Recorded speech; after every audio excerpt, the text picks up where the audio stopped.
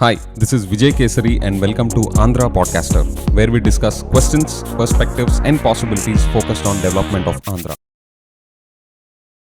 Friends, పట్టపగలు broad day light అందరి చేతుల్లో కెమెరాలు స్మార్ట్ ఫోన్లు ఉంటున్న జమానాలో వైలెన్స్ ఈ స్థాయికి చేరుకుంటుందని నేను అసలు ఎక్స్పెక్ట్ చేయాల. ఫ్రెండ్స్, న్యూస్ వీడ్ అనుకుంటా, అది సిటీ బస్సులు, ఫ్యామిలీస్, జనాలు అందరూ తిరిగే కమర్షియల్ ఏరియా. ఒక అతను ఇంకొక అతన్ని పొడుచుకుంటా పరిగెత్తిస్తే అతను పొడుచుకుంటా తిరుగుతున్నాడు.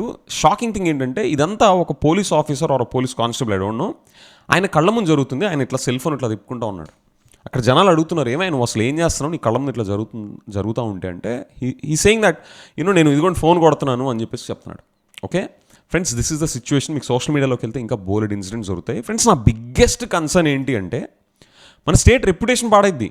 ఫ్రెండ్స్, 100 కోట్లు 1000 కోట్లు ఇన్వెస్ట్ చేయడానికి వచ్చేవాళ్ళు వాళ్ళు పెట్టాలనుకున్న పెట్టుబడులు పెట్టే ఏరియాలో అక్కడ అసలు పొలిటికల్ సిచ్యువేషన్ ఎలా ఉంది, గొడవలు జరుగుతూ ఉంటాయా, ఈ ఫ్యాక్షన్ ఎన్విరాన్మెంట్ ఉంటుందా, లేదా స్టెబుల్గా జనాలంతా పీస్ఫుల్గా ఉంటా, ఎవరి పని వాళ్ళు చేసుకుంటా ఆ టైప్లో స్టెబుల్గా ఉంటుందా లేదని చెప్పేసి వీళ్ళందరూ రీసెర్చ్ చేస్తారు. వీళ్ళంతా అల్లాటప్ప మనుషులు కాదు.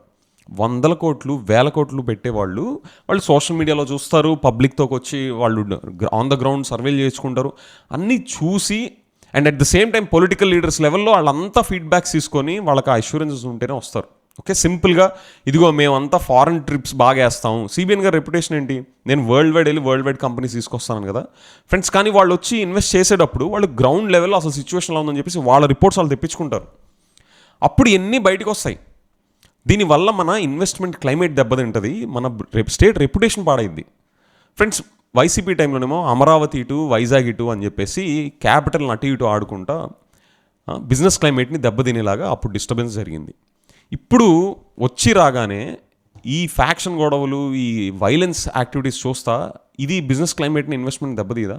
మీరు రేపు పొద్దున ఎన్ని ఫారెన్ ట్రిప్స్ తిరిగి ఎన్ని ఎకనామిక్ ఫారమ్స్లోకి వెళ్ళి మనం ఎంత బ్రాండ్ బిల్డ్ చేసినా గూగుల్లో ఇంటర్నెట్లో కొడితే ఇవి బయటికి రావా? ఈ పాయింట్ ఎట్లా మిస్ అయిపోతున్నారు? మీరు రెడ్ బుక్ అని ఆ పేర్లన్నీ చెప్పుకుంటూ ఉంటే నేను మీ క్యాడర్స్ని మోటివేట్ చేయడానికి మీరు చెప్తున్నారు.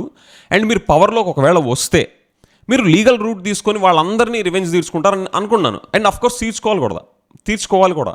ఎవ్వరు శుద్ధపూసలు కాదు. ఎవరెవరైతే injustice, illegal things, criminal activities చేసి బాధపడతారో వాళ్ళందరికీ శాస్తి లీగల్ రూట్ ద్వారా తీర్చుకోవాలి. ఎవరిని వదిలిపెట్టకూడదు. ఇదేమి ఎవ్వరు శుద్ధపూసలు కాదు. మనం ఏమీ చేతులు కట్టుకొని ఉండాలని కూడా నేను అనట్లా. మీరు లీగల్ రూట్ తీసుకొని చేయాల్సింది పోయి ఇలాగ మీరు బ్రాడ్ డే లైట్లో కెమెరాలు, సెల్ ఫోన్లు, సీసీటీవీలు, ఇళ్ళ దగ్గర సీసీటీవీలు, స్మార్ట్ ఫోన్లు ఉంటున్న జమానాలో ఇది మీరు ఎంకరేజ్ చేస్తే బ్రాండ్ డెవలప్మెంట్ అని చెప్పేసి మిమ్మల్ని తీసుకొచ్చి జనాలందరూ మళ్ళీ దీనికి దారితీస్తే దీని తర్వాత మీరు ఎంత పెట్టుబడులు పెట్టించాలని ట్రై చేస్తూ ఉన్నా రియల్ ఇన్వెస్టర్స్ వస్తారా? మిమ్మల్ని సపోర్ట్ చేసే మీ హార్డ్ కోర్ ఫ్యాన్స్ ఏమైనా వచ్చి మిమ్మల్ని పెడతారేమో, కానీ వాళ్ళు ఒక్కళ్ళు పెడితే సరిపోద్దా? ఇప్పుడు మీ పార్టీకి కూడా టీడీపీ అలయన్స్ వాళ్ళ పార్టీకి కూడా అన్ని క్యాస్ట్లు వాళ్ళు క్యాస్ట్కి బియాండ్ థింక్ చేసి ఓటు వేస్తేనే ఇన్ని సీట్స్ వస్తాయి లేదా? This is the fact, right? అవును కదా. ఇప్పుడు ఒక మెగాస్టారో సూపర్ స్టార్ అనే పర్సన్ ఆ స్టార్డమ్కి రావాలి అంటే క్యాస్ట్లు మించి వాళ్ళ సబ్జెక్ట్ మ్యాటర్ నచ్చి, వాళ్ళ కంటెంట్ నచ్చి, వాళ్ళ పర్ఫార్మెన్స్ నచ్చి చూసి ఆదరిస్తేనే ఎలాగైతే వాళ్ళు సూపర్ స్టార్స్, మెగాస్టార్స్ అవుతారో మీకు కూడా ఇంత థంపింగ్ సీట్స్ ఇచ్చాక కూడా 151 సీట్స్ వైసీపీకి ఇస్తేనే అది నా భూత నా భవిష్యత్ అనుకున్న తర్వాత మీకు దాన్ని ఎరేజ్ చేసేంత సీట్స్ ఇస్తే మీరు తీసుకెళ్లాల్సిన డైరెక్షన్ ఇదేనా? దీనివల్ల పబ్లిక్ ఇన్ఫ్రాస్ట్రక్చర్ ఎంత దెబ్బతింటుంది? వైఎస్ఆర్సీపీ, జగన్ ఆర్ వైఎస్ఆర్ గారు ఇలాంటి పేర్లు ఇవన్నీ ఎక్కడున్నా సరే అవి డ్యామేజ్ చేయడం ఎందుకు? రేషన్ బియ్యం ఇవన్నీ అందించే వెహికల్స్ ఉన్నాయి కదా, అవి పబ్లిక్ ప్రాపర్టీ కదా, పబ్లిక్ గవర్నమెంట్ అసెట్స్ కదా. దాన్ని ఎందుకు డిస్ట్రాయ్ చేయడం? మీకు నచ్చలేదు, okay, you bring your own brand labels, ఆ పెయింట్ తీసేయడమో స్టిక్కర్లు తీసేసి మీ వేస్తే సరిపోద్ది కదా, దాన్ని డిస్ట్రాయ్ చేయాలా? ఆ బిల్స్ అన్నీ ఎవరు కట్టాలి? పబ్లికే కదా. మీరు ఈ సూక్ష్మం ఎట్లా మర్చిపోతున్నారు? డెవలప్మెంట్ని, ఆంధ్రాని శ్రీలంక అయిపోతుంది, అప్పుల్లో కూరుకుపోయి ఉన్నాం అని చెప్పేసి మీరు అంటా ఉన్నవాళ్ళు ఈ పబ్లిక్ ఇన్ఫ్రాస్ట్రక్చర్ అంతా డ్యామేజ్ అయితే మరి దాని ఖర్చు అంతా ఎవరి మీద పడుతుంది? I don't no. డెవలప్మెంట్ని చూసే వాళ్ళు, ఎకనామికల్లీ ఇంకా ప్రోగ్రెసివ్గా ఆలోచించే వాళ్ళు ఇంత బేసిక్ థింగ్స్ ఎట్లా మర్చిపోతున్నారు? స్మార్ట్ ఫోన్లు, సీసీటీవీలు, కెమెరాస్ ఉంటున్న జమానాలో రెప్యుటేషన్ దెబ్బతినేలాగా ప్రపంచం అంతా మనం ఆంధ్రప్రదేశ్ ఏంటో అని చెప్పేలాగా ఇప్పుడు హైదరాబాద్ అని కొడితే ఆ క్యాపిటల్స్, బిల్డింగ్స్, ఇన్ఫ్రాస్ట్రక్చర్స్ అవన్నీ వస్తాయి. ఓకే, నేను జనరల్గా చెప్తున్నా. ఇప్పుడు ఆంధ్రప్రదేశ్ అని కొడితే ఏమొస్తాయి? ఈ కూడా వస్తున్నాయి అనుకోండి, వీళ్ళు ఇన్వెస్టర్స్, న్యూట్రల్ ఇన్వెస్టర్స్ వస్తారా? మీ హార్డ్ కోర్ ఎవరి పార్టీ అభిమానులుగా ఉండేవాళ్ళు వస్తే స్టేట్ డెవలప్ అయిపోద్దా? సరిపోదు. సో ఫ్రెండ్స్, మీకు ఇంకో విషయం ఏంటి అంటే, ఇది కంట్రోల్ తప్పిపోవడానికి రీజన్ ఇంకోటి ఏంటి అంటే, టీడీపీ మెంబర్స్ లోకేష్ గారు అవ్వచ్చు, సిబిఎన్ గారు అవ్వచ్చు, పవన్ కళ్యాణ్ గారు అవ్వచ్చు, వాళ్ళందరూ మేము వచ్చాక రివెంజ్ తీర్చుకుంటాం అని చెప్పేసి, ఆ రివెంజ్ తీర్చుకోవడం కూడా వాళ్ళు చెప్పడం మాత్రం లీగల్ రూట్ ద్వారానే, చట్టానికి మేము లోబడి వాళ్ళకి రివెంజ్ జస్టిస్ సర్వ్ చేస్తాం అని చెప్పినా కూడా, ఫ్రెండ్స్ రియాలిటీలోకి వెళ్ళేసరికి అవి ఎలా అడ్డదారులు తొక్కుతాయో మనందరికీ తెలుసు. ఓకే, ఒక నార్మల్ పాలసీనే గవర్నమెంట్ పవర్లో ఉన్నవాళ్ళు నార్మల్ పాలసీ, మంచి ఇంటెన్షన్తో చేసిన పాలసీస్ని దాన్ని ఎలా అడ్డదారులు పట్టిస్తారో ఎగ్జిక్యూషన్ లెవెల్కి వెళ్ళేసరికి మనకంతా ఒక ఐడియా ఉంది. అలాంటిది టాప్ లెవెల్లో ఉన్న లీడర్సే ఇలాంటి స్టేట్మెంట్స్ ఇలాంటివి ఇచ్చి ఎగ్జిక్యూషన్కి వచ్చేసరికి, గెలిచాక ఎగ్జిక్యూషన్లోకి వచ్చేసరికి రిస్ట్రెయిన్ అండ్ స్ట్రెంగ్త్ డెమాన్స్ట్రేట్ చేస్తా లీగల్ రూట్స్లోకి వెళ్లకుండా ఉంటే, ఇంకా ఎగ్జిక్యూషన్లోకి వెళ్ళేసరికి ఆన్ ద గ్రౌండ్ అవి ఇంకెంత కంట్రోల్ తప్పిపోయి ఇన్నోసెంట్ పీపుల్ మీద అటాక్స్ జరగవా? దాన్ని మీరు ఎలా కంట్రోల్ చేస్తారు? Friends, I really don't know. And CBN గారికి నా క్వశ్చన్ ఏంటి అంటే, సార్ మీరు you are known far, I really like you and admire you for your composure. మీ కళ్ళ ముందు మీ అపోజిషన్ పార్టీ వాళ్ళు ఎంత అవమానం క్రియేట్ చేస్తున్నా, ఓకే, మీరు ఎక్కడా కూడా బ్యాలెన్స్ తప్పరు. మాట, the discipline that you maintain in your words is like a gold standard. I think that is irrespective of the parties, అందరూ మీ నుంచి ఖచ్చితంగా అది నేర్చుకోవాలి. ఓకే, సో మీ స్ట్రెంగ్త్ కంపోజర్, మీ strength discipline, okay, in your manners and in your words, okay, అంత strength ఉన్నవాళ్ళు మీ నెక్స్ట్ జనరేషన్. ఓకే, నేను ఇంకా రెడ్ బుక్ అంటే మీ పార్టీ వాళ్ళందరినీ మోటివేట్ చేయడానికి, క్యాడర్స్ని, మీ ఫోర్సెస్ని మోటివేట్ చేయడానికి లోకేష్ గారు చేస్తున్నారు అనుకున్నాను. బట్ సార్ ఇదేంటి సార్, రియాలిటీకి ఎగ్జిక్యూషన్లోకి వచ్చేసరికి మీ బ్రాండ్, మీ హాల్మార్క్ అది దెబ్బతినేలాగా మీ నెక్స్ట్ జనరేషన్ లోకేష్ గారు ఎగ్జిక్యూషన్లో కూడా ఇలా తీసుకెళ్తున్నారు అని అర్థం చేసుకోవాలి as a common person. Okay, this is really dangerous to the state sir, especially under your regime. Okay, and డెవలప్మెంట్తో, బ్రాండ్తో, మీరు డెవలప్మెంట్ అనే బ్రాండ్తో మీరు ఇంత ఉన్నవాళ్ళు sir, this is not how you should continue your how you should encourage. This is damaging your reputation. Okay, CBN garu అంటే ఒక స్టెబుల్ అండ్ ఒక డిసిప్లిన్డ్ క్లైమేట్ ఉంటుంది అనే ఇంప్రెషన్ ఒకటి ఉంటే, దానికి మీరు ఇవన్నీ ఎంకరేజ్ చేస్తా, I think you are helping that to destroy your brand sir, that I'm very sure. And Lokesh గారికి కూడా సార్, మీరు I'm pretty sure that you are naturally not a violent person. Okay, మీకు న్యాచురల్గా వైలెన్స్ అనేది మీ పర్సనాలిటీలో లేదు.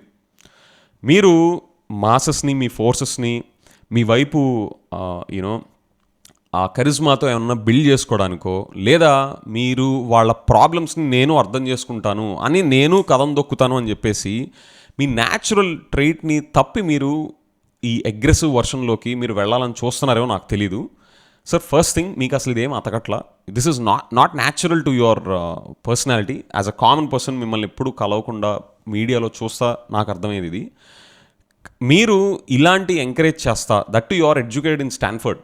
Okay, మీరు వచ్చి legal రూట్లో మీ ప్రతాపం చూపించాలి.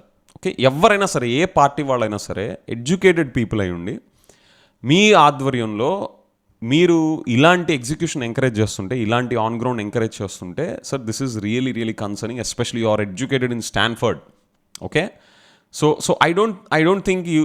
అండ్ మీరు గమనించండి, మీరు మీ దగ్గరే మీరు రిస్ట్రెయిన్ చూపించకపోతే గ్రౌండ్ లెవెల్లో ఎట్లా ఉంటుంది? పాలసీ మేకింగ్ లానే కదా. అండ్ నాకు అసలు ది మోస్ట్ షాకింగ్ థింగ్ ఏంటంటే, పవన్ కళ్యాణ్ గారు ఆయన సెకండ్ మోస్ట్ హైయెస్ట్ సీట్స్ని గెలిచి ప్రైమరీ అపోజిషన్ పార్టీగా ఉంటా, అండ్ 100% స్ట్రైక్ రేట్తో ఆయన గెలిచాక కూడా ఫ్రెండ్స్, ఆయన నిన్న మొన్న ఒక వండర్ఫుల్ స్టేట్మెంట్ చేశారు.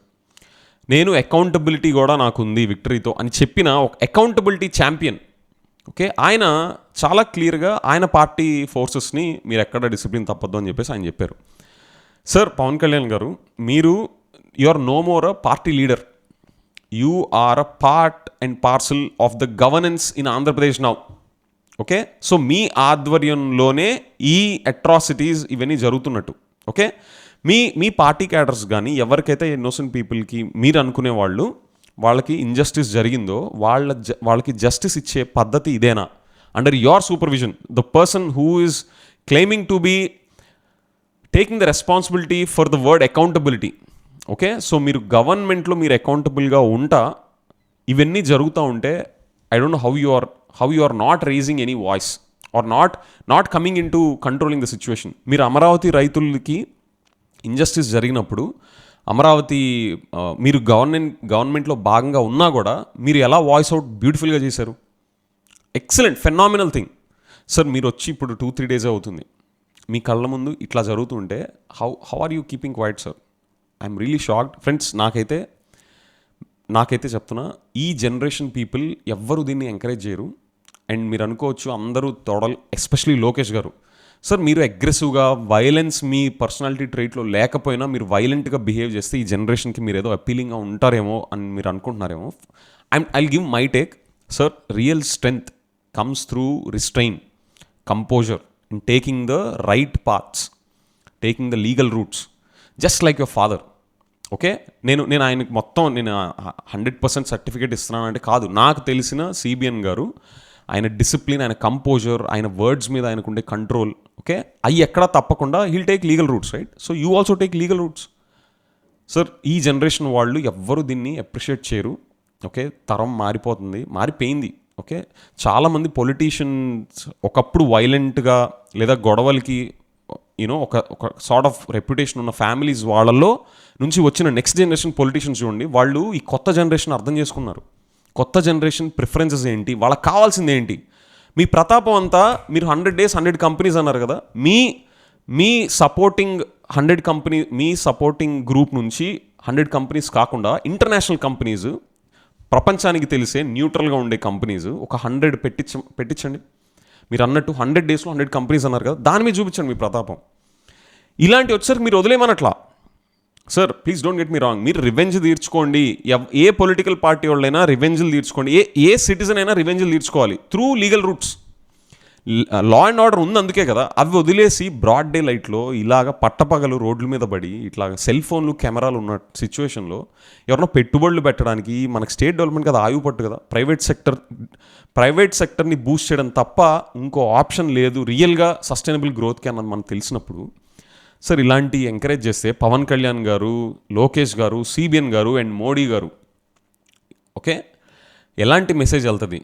ఓకే, నా స్టేట్ డెవలప్మెంట్ రెప్యుటేషన్ డ్యామేజ్ అయితే నా బిజినెస్ క్లైమేట్ దెబ్బతింటుంది. That's my biggest concern.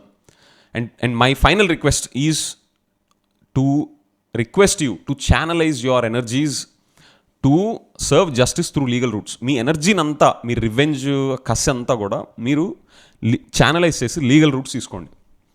Please don't spoil the investment climate in the state. Every one, thank you.